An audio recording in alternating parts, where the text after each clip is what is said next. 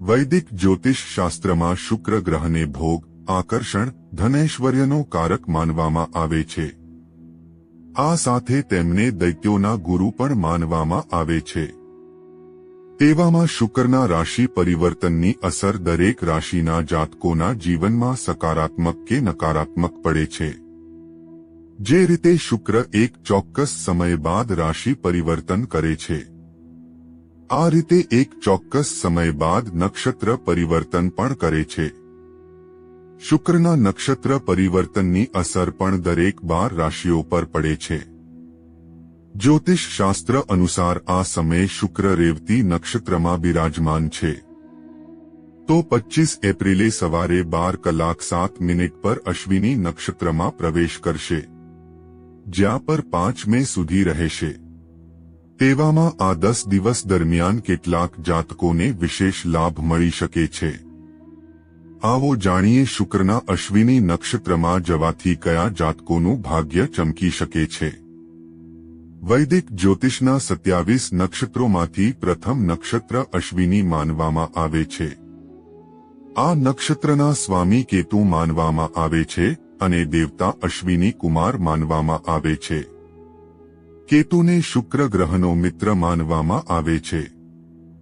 તેવામાં શુક્રના કેતુના નક્ષત્રમાં આવવાથી કેટલીક રાશિઓની નેતૃત્વ ક્ષમતામાં વધારો થશે.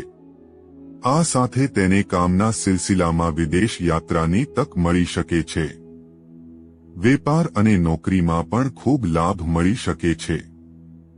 વિડિયોની શરૂઆત કરતા પહેલા આપ સૌને ખાસ વિનંતી છે, જો તમે પણ માં લક્ષ્મીને માનતા હોવ તો કોમેન્ટમાં જય માં લક્ષ્મી જરૂર લખજો, જેથી માં લક્ષ્મીજીની કૃપા હંમેશા આપ પર બની રહે અને ચેનલને સબસ્ક્રાઇબ કરવાનું ભૂલતા નહીં.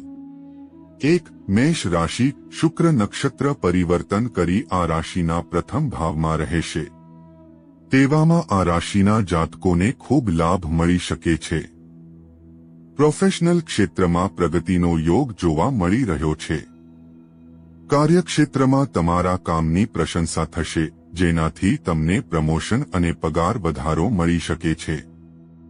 તમારા વ્યક્તિત્વમાં ફેરફાર જોવા મળી શકે છે. પ્રગતિની નવી તક મળશે. આર્થિક સ્થિતિની વાત કરીએ તો શુક્રનું અશ્વિની નક્ષત્રમાં જવું લાભકારી સાબિત થઈ શકે છે. મોજ શોખમાં વધારો થશે. આ સાથે આર્થિક સ્થિતિ મજબૂત થશે અને બચત કરવામાં સફળ થશો. સ્વાસ્થ્ય પણ સારું રહેવાનું છે. લાંબા સમયથી ચાલી રહેલી બીમારી ઠીક થઈ શકે છે. 2. મિથુન રાશિ. શુક્રનું અશ્વિની નક્ષત્રમાં જવું આ જાતકો માટે સારું સાબિત થઈ શકે છે. કાર્યક્ષેત્રમાં તમારા વરિષ્ઠ અને સહકર્મીઓ તમારા કામની પ્રશંસા કરશે. આ સાથે નોકરીમાં શાનદાર પ્રદર્શન કરવાને કારણે તમને પગાર વધારો કે પ્રમોશન મળી શકે છે. કામના સિલસિલામાં વિદેશ જવાનું થઈ શકે છે. વેપારમાં પણ લાભ થશે. આર્થિક સ્થિતિ સારી રહેશે. તમે આવકની સાથે બચત કરવામાં સફળ થશો. મહેનતનું ફળ તમને મળશે. તેવામાં તમને બોનસ કે પછી ઇન્સેન્ટિવ મળી શકે છે. લવ લાઈફની વાત કરીએ તો એકબીજાને સારી રીતે સમજશો. 3. કન્યા રાશિ. શુક્રના અશ્વિની નક્ષત્રમાં પ્રવેશ કરવાથી કન્યા રાશિના જાતકોને વિશેષ લાભ મળી શકે છે.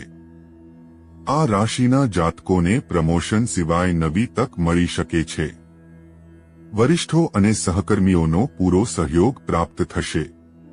આ સાથે જે જાતકો વેપાર કરી રહ્યા છે તેને ખૂબ લાભ મળશે અને આવક મેળવવા સક્ષમ થઈ શકે છે.